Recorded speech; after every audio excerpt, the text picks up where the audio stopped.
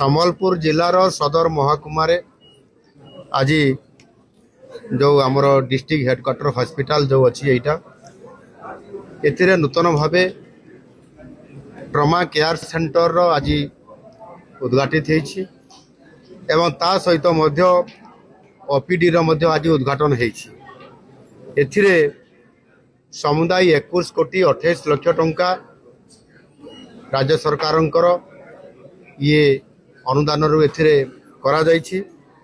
एवं यह सहित आज 2 कोटी 53 लाख टंकार निर्मित गोटाए CSSD बिल्डिंग ताकू उद्घाटन करा जायछि। यह पूरा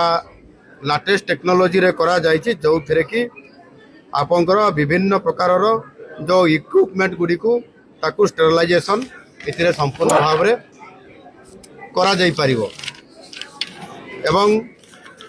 एथिरे विशेष करिकी एबे आप देखंतु जेते रास्ता चौड़ा होची जेते रास्ता भल बना होची सही अनुसार आपंकर ट्रैफिक कंजम्पशन मध्य बढ़ी जाउची